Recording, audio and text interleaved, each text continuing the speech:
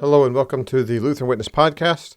Here on the Lutheran Witness podcast, we read for you the articles published on the Lutheran Witness website. That's witness.lcms.org for the Lutheran Witness website. We want to give a special thank you to our podcast partners, KFUO, Christ for You, Anytime, Anywhere, kfuo.org. Make sure you check them out. Also, a reminder, you need to go to the website, witness.lcms.org, and enter the Letter to the Editor contest. There you'll be entered once you make a comment on one of the articles published over the last month. You'll be entered to win the Lutheran Witness online gift reading package. Everything you need to read hours and hours and hours of content on the Lutheran Witness online website. So do take a moment, go and enter the Lutheran Witness Letter to the Editor contest, witness.lcms.org. We also want to say, if you haven't yet, you need to subscribe to the Lutheran Witness to get the print edition of the Lutheran Witness. We have a great issue coming up in August. It is Necessary Conversations, Religion, and Politics. We wade right on into these shark-infested waters. I hope you take the opportunity to subscribe so that you can read what our wonderful authors have brought to the table for the August issue. Today we are hearing from Rachel Bomberger herself. She wrote an article called Mulch While the Sun Shines, and she reads it for you right now. Mulch While the Sun Shines by Rachel Bomberger. Whiskers and Weeds. Martin Luther once famously compared human nature to a 5 o'clock shadow. Original sin, he wrote, is in us like our beard. We are shaved today and look clean. Tomorrow our beard has grown again, nor does it cease growing while we remain on earth. Not being the sort of person who is prone to growing chin whiskers, I have never been able to appreciate this evocative metaphor quite as fully as I should. As an avid vegetable gardener, however, I've found that it only takes a little creative editing to turn Luther's metaphor into one I can relate to all too well. Original sin is in us, like the weeds in our gardens. They are weeded today and look clean. Tomorrow those pesky weeds have grown again, nor do they cease growing while we remain on earth. Weeds rank high on the list of a gardener's least favorite things, right up there with drought, blight, wilt, groundhogs, rabbits, parsley worms, and potato beetles. It's a long list. They are persistent and inexorable. Weed a row one week and you're pretty well guaranteed to have to do it again the next.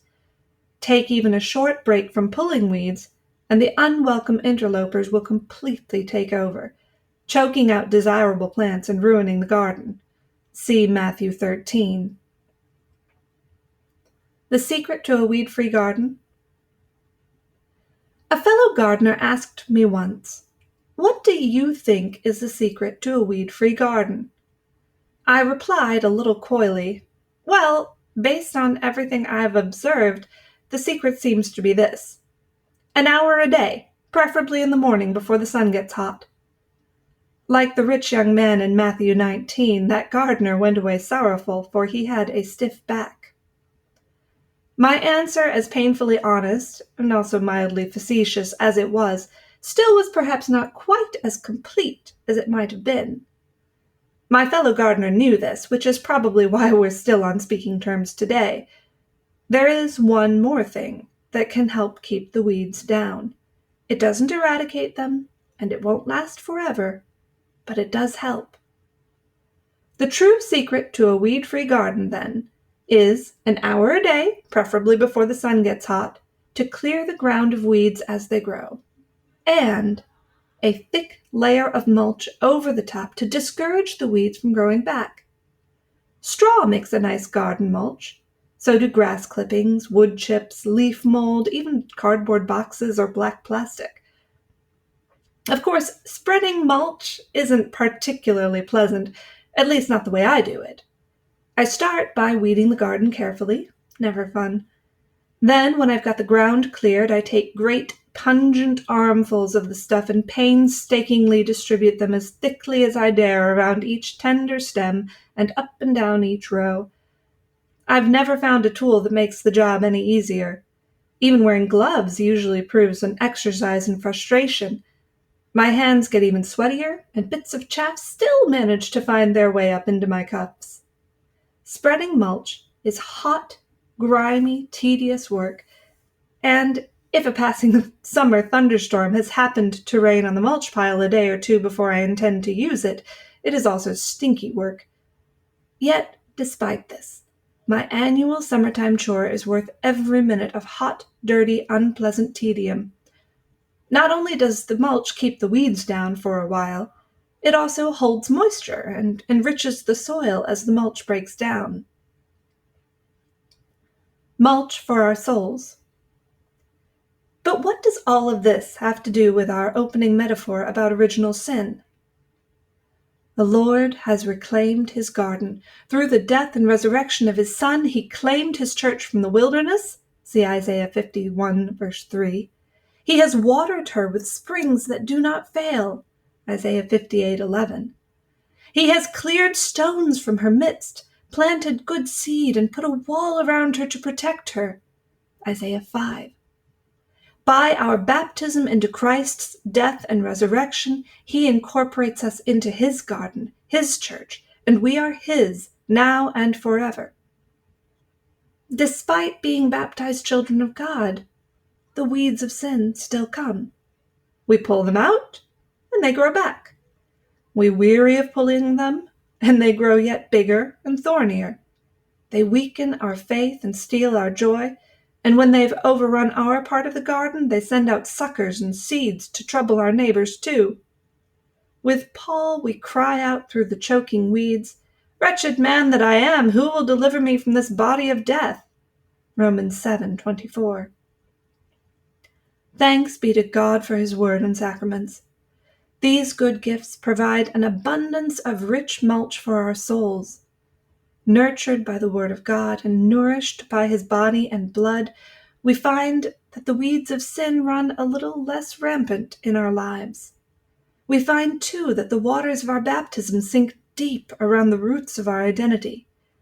We find that the soil around us grows ever richer and full of life, and that the fruit of our faith blossoms and ripens more readily, feeding and seeding the world around us and bringing joy and honor to the Master Gardener from whom all blessings flow.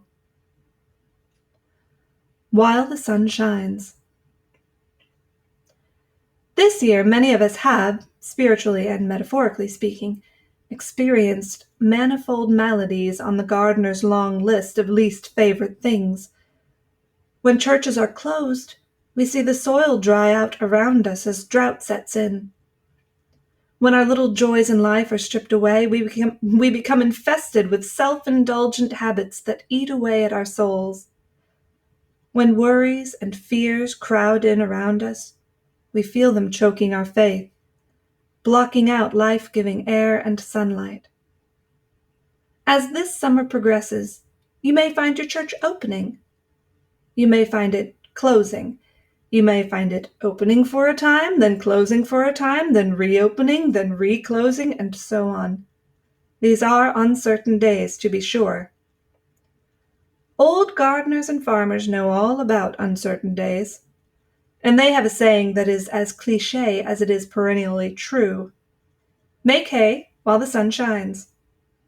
This small piece of ancient wisdom applies to many of the gardener's tasks. Till the earth while the sun shines. Plant seeds while the sun shines. Harvest while the sun shines. And also, spread mulch while the sun shines. Dry, sunny days are never guaranteed. Neither, it seems, are open church doors and regular opportunities to receive God's word and sacraments in the company of our fellow believers. So whenever the sun does shine and the church doors do open, go! Go every time you are able. Go hear and study God's word. Go receive Christ's body and blood. Go encourage your fellow believers and be encouraged by them. While the sun shines, grab every opportunity to take great, pungent armfuls from the piles of God's grace, even if it's hard, even if it means wearing a mask or foregoing hugs and handshakes, even if it means sitting in a hot car for an hour while your battery slowly drains. and spread that grace thickly around and over you, trusting that your soul will continue to be covered, kept, and nourished, even when the weeds begin to crowd in again, and sunny days give way to rain. I hope you enjoyed this article by Rachel Bomberger, Mulch While the Sun Shines. Also, don't forget witness.lcms.org to enter the Letter to the Editor contest, and also subscribe, cph.org/witness, to subscribe to the print edition of the Lutheran Witness so that you can stay up to date on what's being said there.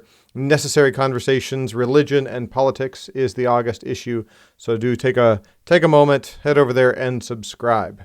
Thank you for listening to the Lutheran Witness, helping you understand and interpret the contemporary world from a Lutheran perspective.